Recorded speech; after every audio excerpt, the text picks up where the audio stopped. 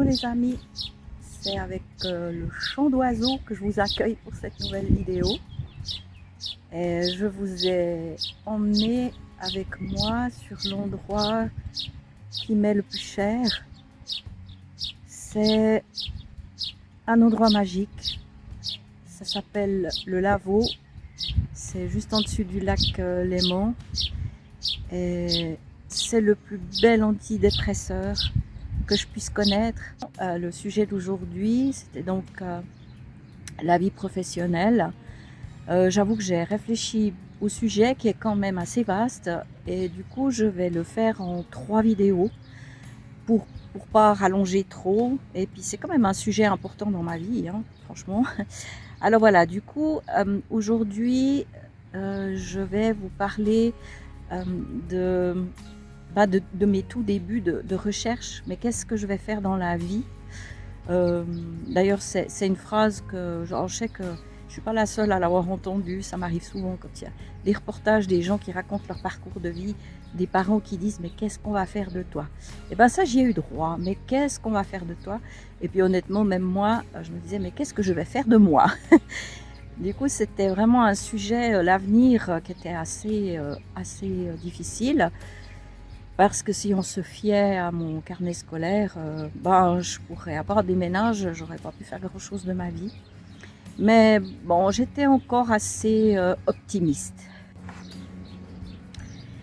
Pendant la dernière année scolaire, en 9e, on avait la possibilité de déjà commencer un peu à chercher notre voie, à faire des stages, à faire des choses pour essayer de déterminer qu'est-ce qui nous plaît, qu'est-ce qu'on serait capable de faire. En fait, ma maman travaillait dans un centre commercial où il y avait la possibilité de faire l'école de décoratrice pour les vitrines.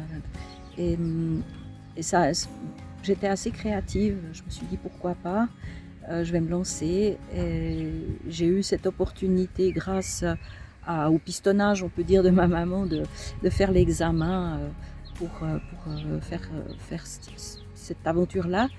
Et je me rappelle très bien que le chef, enfin les consignes en fait, c'était entre autres, hein, parce que honnêtement je me rappelle pas tout ce qu'on m'avait demandé à cet examen, mais la seule chose dont je me rappelle, c'est qu'il fallait dessiner un lapin pour la décoration d'une vitrine à Pâques. Et je me suis appliquée vraiment à faire des traits. Ça ressemblait un petit peu au lapin de Pâques basique qu'on a dans les chocolats, les chocolats à Pâques justement. En fait, c'était très scolaire, c'était très,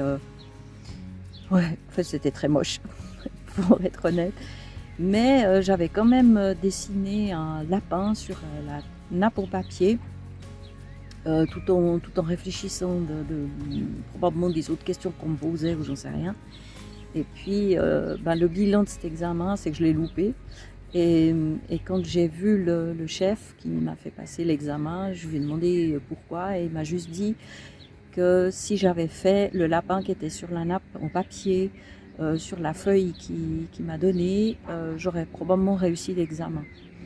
Alors j'ai été quand même dégoûtée que ce soit sur si peu de choses que je loupe, mais surtout je trouvais ça profondément débile, si je peux me permettre, parce que je me dis mais pourquoi on laisse pas la chance aux gens quand il y a du potentiel comme ça, de dire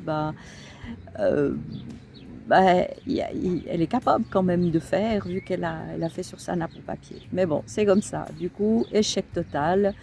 Et je suis partie bredouille de cet essai, enfin, qui ne tente rien à rien. Donc, je ne suis pas devenue décoratrice d'intérieur, mais voilà, j'ai continué à chercher d'autres solutions. J'ai fait une tentative pour un 2e travail, infirmière HMP. Et en fait, c'était une pouponnière avec vraiment des bébés. Je ne sais pas si c'était un orphelinat ou des enfants placés. Ça, je ne me rappelle pas, c'est quand même vieux tout ça. Mais je me suis dit pourquoi pas faire cette école d'infirmière, et puis je me voyais assez m'occuper des bébés. Alors du coup j'ai postulé et j'y suis allée, pas à la fleur au fusil, hein, ce serait mentir. Mais par contre, là où j'ai été naïve de nouveau, c'est que Je me suis dit, vu que c'est une école avec des bébés, je vais lire des livres sur les bébés, avoir un petit peu comment dire, des renseignements pour l'examen d'entrée, que je puisse quand même répondre à certaines questions. Et en fait, déjà quand je suis arrivée sur place, je me suis retrouvée dans une salle de classe. Et j'avoue que rien que le cadre de salle de classe, j'ai déjà perdu un peu mes moyens, parce que ça me rappelait trop de choses.